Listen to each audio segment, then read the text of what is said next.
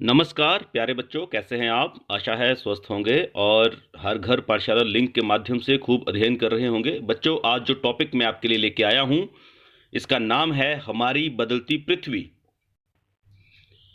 Our changing earth. तो बच्चों, अद्भुत है हमारी पृथ्वी।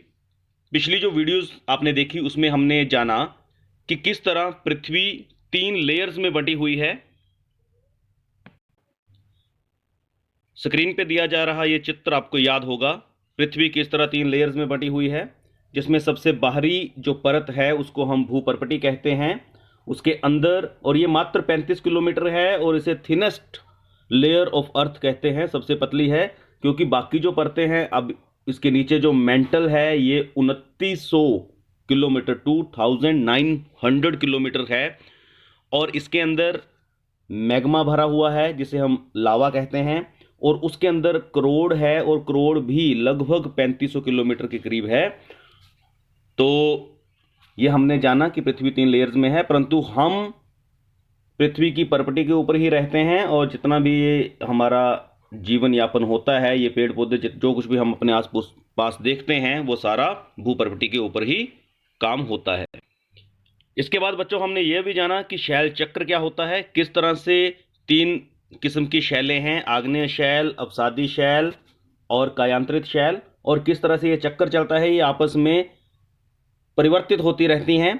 आग्नेय शैल समय के साथ अवसादी शैल में, और अवसादी शैल कायांतरित शैल में, और कायांतरित शैल पुनः आग्नेय शैल में कन्वर्ट होती रहती है। तो यहां से आप जान के होंगे कि हमारी पृथ्वी बहुत ही अद्भुत है। आज हम कुछ और पृथ्वी के बारे में जानकारी हासिल करेंगे बच्चों, क्योंकि पृथ्वी की जो भूपर्पटी है उसके नीचे मैग्मा है जो तरल अवस्था में है, और ऊपर 35 किलोमीटर मोटी एक मिट्टी की परत है जिसके ऊपर हम रहते हैं। तो इसे हम स्थलमंडल कहते हैं, लिथोस्फेयर कहते हैं, और ये अनेक प्लेटों में विभाजित होता है जिसे हम स्थलमंडलीय प्लेट कहते हैं। और आपको बड़ा आश्चर्य होगा कि ये प्लेट्स हमेशा धीमी गति से चारों तरफ घूमती रहती हैं, मतलब प्रत्येक वर्ष कुछ मिलीमीटर ये आगे पीछे होती रहती हैं, चलती हैं, गतिमान हैं। आप जिन प्लेट्स के ऊपर रह रहे हो, जिस धरती के ऊपर आप रह रहे हो, ये एक जगह खड़ी नहीं है। पृथ्वी तो घूमती है, परंतु पृथ्वी के ऊपर ये जो प्लेट्स हैं ये भी धीरे धीरे खिसकती रहती हैं। और ये क्यों होता है? पृथ्वी के अंदर पिघले हुए मैग्मा में होने वाली गति के कारण ऐसा होता है। पृथ्वी के अंदर मैग्मा एक वृत्तीय रूप में घूमता रहता है। अब इस बात को हम समझेंगे। आप एक छोटा सा एक्सपेरिमेंट घर में करके देख सकते हैं। एक रंगीन कागज की छोटी सी गोली लीजिए, इसे जल के आधे भरे बीकर में, या आपके घर में जिस पतीलू में आप चाय बनाते हैं उसको ले सकते हैं। और आप जब इसको गर्म करोगे तो आप देखोगे वो कागज की गोली भी ऊपर नीचे होती है। वो क्यों हो रही है? वो कागज की गोली क्यों हिल रही है, आगे पीछे ऊपर नीचे क्यों जा रही है? वो जा रही है उस गर्म पानी की वजह से। तो उसी तरह से जो पृथ्वी की भूपर्पटी है, ऊपर की प्लेट्स हैं, वो पिघले हुए मैग्मा के ऊपर हैं, और अंदर जो गतिविधि होती है, उसमें जो हलचल होती है, उसकी वजह से ये प्लेट्स भी धीरे धीरे हिलती हैं, परंतु इसके हिलने का हमें पता नहीं चलता क्योंकि ये मूवमेंट बड़ी स्लो होती है। प्लेट की इस गति के कारण पृथ्वी की सतह पर परिवर्तन होता है, और ये जो पृथ्वी की गति है उसको उन बलों के आधार पर विभाजित किया गया है जिसके कारण ये गतियां उत्पन्न होती हैं। अब आप समझिए, जो पृथ्वी के ऊपर कुछ गतियां होती हैं, कुछ बल लगते हैं, कुछ फोर्सेस लगती हैं। एक होते हैं अंतर्जनित बल, एंडोजेनिक फोर्सेस, और एक होते हैं बहिर्जनिक बल, एक्सोजेनिक फोर्सेस। ये पृथ्वी के ऊपर होने वाली मूवमेंट्स को समझने के लिए आपको बताया जा रहा है, अंतर्जनित बल और एक्सोजेनिक।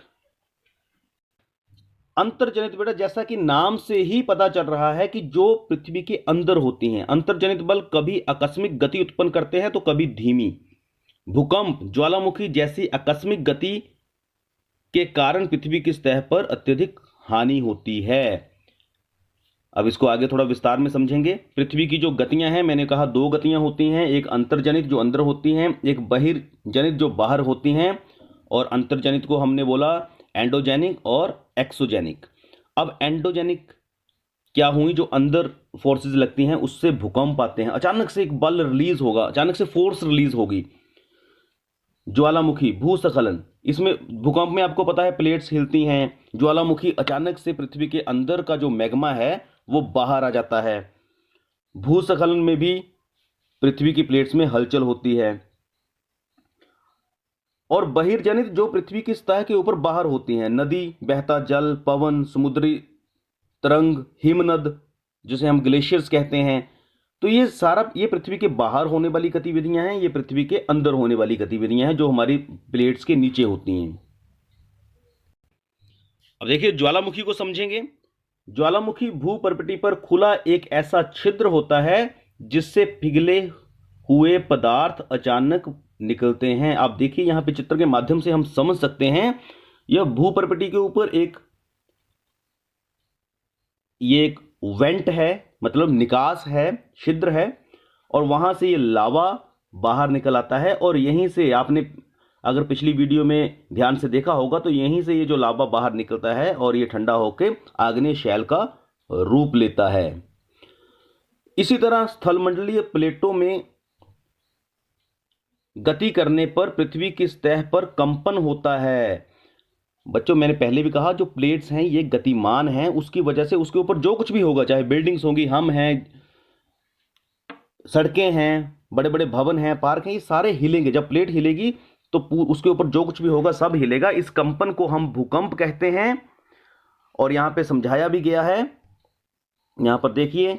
और जहां से भूकंप शुरू होता है उसको हम कहते हैं उद्गम केंद्र, एपिसेंटर कहते हैं। और इसके बाद ये तरंगे जो दूर जाती हैं, मतलब अगर मान लीजिए ये एपिसेंटर है तो इसके करीब प्रभाव ज्यादा होगा। ये तो आप साधारण सी बात है, आप समझ रहे हैं। आपने कभी खड़े पानी में, किसी छप्पड़ में, किसी झील में पत्थर मारा हो तो आप देखते हैं जहां पे आप पत्थर मारते हैं वहां पे लहर बड़ी होती है और धीरे धीरे वो लहरें दूर जाती हैं परंतु छोटी होती जाती हैं। तो उसी तरह से ये तरंगे एपिसेंटर से उठती हैं और इसके आसपास के इलाके में ज़्यादा प्रभाव डालती हैं और ये दूर तक जाती हैं, मतलब दूर तक भी आपको वो झटके महसूस होंगे, परंतु उसका प्रभाव दूर कम होगा, उसकी जो बल होगा वो इसके करीब, एपिसेंटर के करीब बहुत अधिक होगा। इस बात को हम ऐसे समझ सकते हैं, एक बर्तन लें, ये क्रियाकलाप भी आपने घरों में देखा ही होगा, अगर नहीं देखा है तो आप इसको करें। एक बर्तन लें, उसे जल से भरकर ढक्कन से बंद कर दें, जल गर्म करने के लिए रख दें। उसके बाद वो जो ढक्कन था उसके ऊपर कुछ मटर के दाने या मोती या कोई चम्मच या कुछ उसके ऊपर रखें, कोई हल्की चीज़। तो आप क्या देखेंगे कि जैसे जैसे पानी में उबाल आएगा वो ढक्कन हिलेगा, और जब ढक्कन हिलेगा तो ढक्कन के ऊपर रखी हुई चीज़ें भी कंपन महसूस करेंगी और उस कंपन को ही हम भूकंप कहते हैं।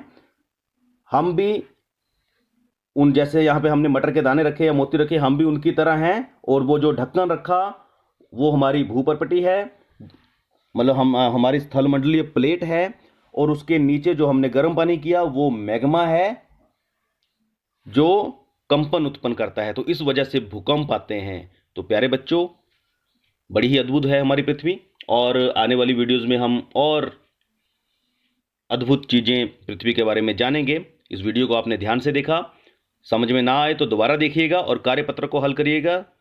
जय हिंद, जय हिमाचल।